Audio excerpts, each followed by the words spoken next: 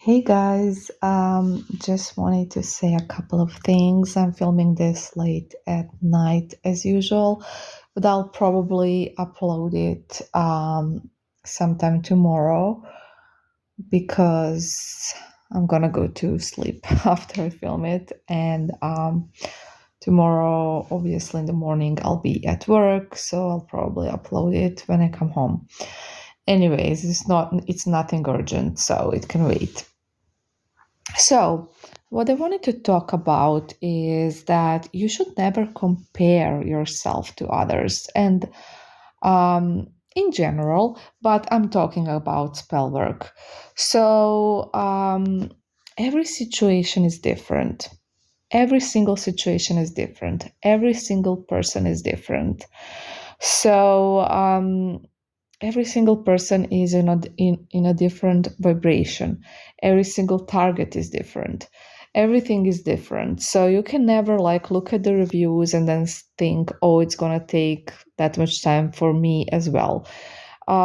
Everything is different. We do different a number of spells for different situations and clients. We do different types of spells for different situations and clients, and they're all customized, of course. And some cases take just one spell. It's not that rare, but if it's a hard situation, then unfortunately it will take time and multiple spells. I'm afraid. That's just how it is. If it's not that complicated, you can totally get it within a month and with just one spell. And you have reviews for, all of this stuff. And sometimes with all the efforts, it just will not work. It happens. Um, so it's all very individual is what I'm saying, so we can't really know, and you can't really compare yourself to others. Or I've noticed that some of you have been asking others, what spells have you gotten, and things like that. For their situation, the spell work has been chosen differently than it will be for yours, because it's not the same situation, obviously. It's probably not even a similar situation. So you really have to keep those things in mind, that you are all individuals, and I approach everyone regarding to their individual issues, problems, and everything. So don't compare yourself. Also, I've noticed that some of you feel bad when someone, and I don't mean feel bad in terms that they are, jealous, but they feel bad because someone has gotten results before they did. Well, their situation was different. Their vibration was different. Maybe they switched their vibration faster. Their target was less stubborn. Who knows what it was? Like you can't really know and then compare yourself. That's not how it works. So never feel bad and always just follow the recommendations for your own case, okay? So that's something I really wanted to say, because I've noticed that there is some comparing going on, and questions like what spells did you use, um, when it's probably a totally different situation. So yeah, that's like super important to kind of address. So the next thing I wanted to talk about is, if you are very, very anxious, if you're having like really serious anxiety, and by really serious, I mean if you just can't control it, none of the exercises work, none of the stuff that's not medication basically works. In that case, I definitely do recommend some medication. Of course, you have to get that from your physician. So, because basically, if your quality of life has been, bad for a longer period of time, in terms that you can't work, or you even lost your job due to your anxiety, you can't sleep, you can't eat, you can't think, you can't do anything, you just don't function and can't function, in that case, I do recommend medication, at least for a smaller period of time until you get a bit better. That can definitely help you, and it's not a bad idea.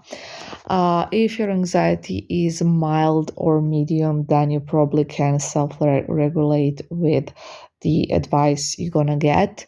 So in that case, you probably won't need medication. But occasional medication, when you're feeling like really bad, or if you're having like a panic attack or something, is definitely something that you should consider, because it will help you and it will calm you. And anxiety is a big problem, as you know, and you should definitely work on curing it. Okay, moving on.